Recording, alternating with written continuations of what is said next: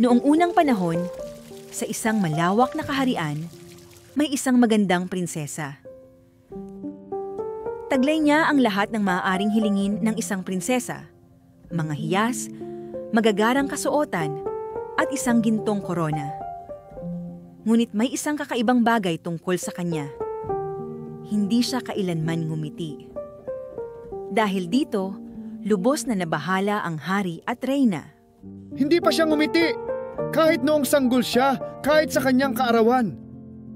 Kahit noong parada ng mga payaso ng kaharian. Hindi siya masaya. Mabuti ang kanyang puso, ngunit tila nakakandado ito. Anuman ang gawin nila, nanatiling tahimik ang prinsesa. Kalmado at lubos na seryoso.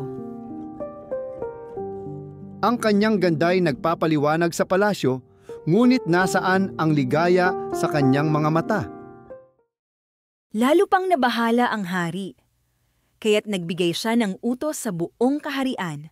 Sino man ang makapagpapatawa sa aking anak ay mamanahin ang kalahati ng kaharian at ikakasal sa prinsesa. At kumalat ang balita sa kabundukan at karagatan. Nagbukas ang malalaking tarangkahan ng palasyo. Mula sa iba't ibang kaharian, dumating ang mga prinsipe, payaso, at kung sino-sino pa, lahat sabik na mapasaya ang prinsesa. Hindi nila ako naiintindihan. Hindi ito ang aking kailangan. Ang lahat ng palabas na ito ay hindi nagbibigay ng ligaya sa akin. Isang prinsipe sa gintong baluti ang sumakay sa sumasayaw na kamelyo. Isang salamangkero ang nagpaikot ng nagliliyab na pinya. Isang payaso ang nagpabuhay ng mga puppet. Mayroon bang tunay sa labas ng mga pader na ito? Bakit sila nagsisikap ng husto? Araw-araw, dumarami ang mga umaasa at nabibigo. Ngunit hindi pa rin nakita ang ngiti mula sa prinsesa. Kay lungkot ng ating kapalarang, bakit walang makapagpatawa o makapagbigay ng ngiti sa kanya? Hindi nila ako nakikita. Araw-araw, ibang parada ng mga hangal. Hindi ko kailangan ng palabas. Ang nais ko ay katotohanan. Gayunpaman, sa kanyang puso, nanatili ang pag-asa.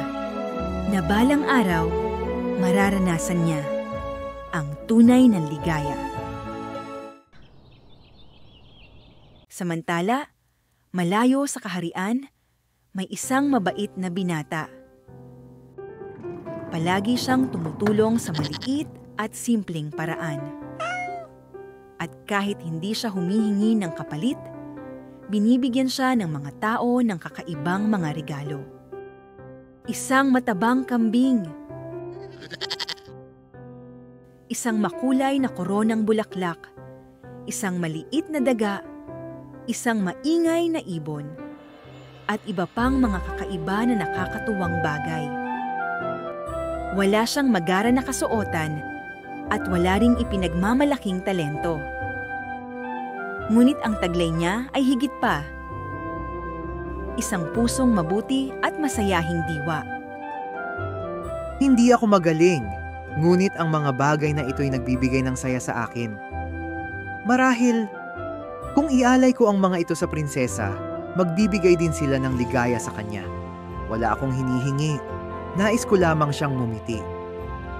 Pumunta ang binata sa palasyo upang ialay ang kanyang mga regalo. Aba, isang kambing na may koronang bulaklak? Sa unang pagkakataon, kumurap ang prinsesa upang umusisa. Sino siya? Ano ang taglay niyang talento? Nalilito ako. Ngunit nang maglakad palapit, bigla siyang nahulog sa putikan. Lumipad ang daga, ang ibon at palaka, at lahat sila'y bumagsak sa ibabaw ng kanyang ulo. At sa sandaling iyon, parang may sumpang nabasag. Nagliwanag ang mukha ng prinsesa. Ngumiti ang prinsesa. Hindi ka pani-paniwala. Nakatagpo na nga ba tayo ng bagong prinsipe?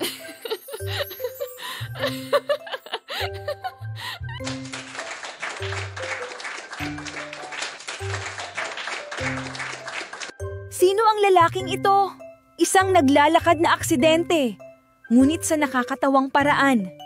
Hindi niya alam ang kanyang ginagawa, ngunit hindi rin siya nagpapanggap, sabi ng prinsesa. Wala ho akong hinihinging kapalit. Hindi ko kailangan ng yaman at gantimpala. Ang tanging nais ko ay maging magaan at masaya ang puso ng prinsesa. Ngunit unti-unti, ang puso ng binata at ng prinsesa ay nagkalapit.